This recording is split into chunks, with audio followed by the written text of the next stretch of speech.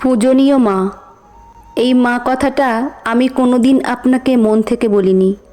আজ আপনাকে খুব ইচ্ছে হলো একটা চিঠি লেখার, তাই খোলা আকাশের নিচে বসে আপনাকে চিঠি লেখা শুরু করলাম। জানি না এই চিঠি আপনার কাছে পৌঁছাবে কি না।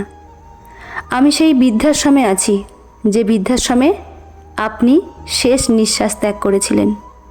ভাগ্যক্রমে আপনি যে রুমটিতে থাকতেন, আমি এখন সেই রুমে। তাই হয়তো আজ আপনাকে আমার খুব মনে পড়ছে। ক্ষমা চাইবার অধিকার আমি হারিয়ে ফেলেছি, তাও এই চিঠি লিখছি, যদি আপনি ক্ষমা করে দেন। বিয়ে হয়ে আসার পর থেকে আমি দেখেছিলাম আপনি সংসারটাকে নিজের হাতে রেখেছিলেন। এটা আমার সহ্য হতো না, মনে হতো যেন আমি বন্দি হয়ে আছি। কিন্তু এটা বুঝতাম না মাথার উপর একজন অভিভাবক থাকা কতটা প্রয়োজন। আপনি যখন বলতেন, বৌমা যতটা খাবে ততটা নাও, লোকসান করো না, এই কথাটা যেন আমার অসহ্য লাগতো। কিন্তু আমি এখন বুঝতে পারি আপনি কোনো খারাপ কথা বলেননি তো। আপনি তো আমাকে না খেয়ে থাকতে বলেননি, লোকসান করতে মানা করেছিলেন। আপনার হাতে যখন আপনার ছেলে মাসিক বেতন তুলে দিত, তখন আমার খুব অসহ্য লাগতো। মনে মনে ভাবতাম কি করে আপনার কাছ থেকে মুক্তি পাওয়া যায়। আপনার কাছ থেকে মুক্তি পাওয়ার জন্য আপনার ছেলের কাছে আমি বায়না করি, আমি তার সাথেই যাব তার কর্মস্থলে। আপনার ছেলে প্রথমে অনুমতি না দিলেও পরে ঠিক মানিয়ে নিই কান্নাকাটি করে। বেশ ভালোই ছিলাম দুজনে। কিন্তু যখন আমি অন্তঃসত্ত্বা হই, ডাক্তার আমাকে বেড রেস্ট নিতে বলে, তখন আপনার ছেলে আপনাকে নিয়ে আসে আমাদের ভাড়া বাড়িতে। আপনি বাড়ির সব কাজ করতেন, আমাকে সেবা করতেন, তাও যেন আপনাকে আমার অসহ্য লাগতো। আমারও একটি পুত্র সন্তান হয়। আমার সন্তান আস্তে আস্তে বড় হতে থাকে, সবসময় ঠাম্মা ঠাম্মা করতে থাকে। আমার এই ঠাম্মা শব্দটা শুনে অসহ্য লাগতো। আমার ছেলেকে আমি ইংলিশ মিডিয়াম স্কুলে ভর্তি করি, কিন্তু আপনি বাংলা মিডিয়ামের যত কবিতা গল্প শোনাতে থাকেন। ছেলে জেদ করে বসে সে বাংলা মিডিয়াম স্কুলে পড়বে।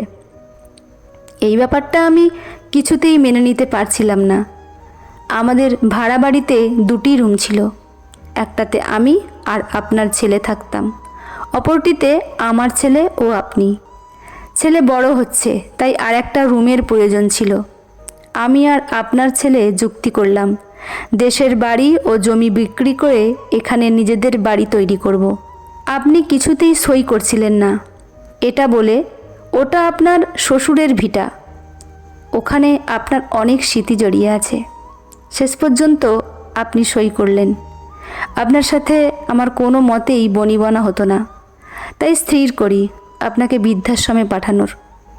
তখন আমার ছেলে হোস্টেলে পড়ে, তাই আপনার ব্যাপারে কিছুই জানতে পারেনি। আপনাকে বৃদ্ধাশ্রমে পাঠিয়ে বেশ কয়েকটা বছর ভালোই ছিলাম।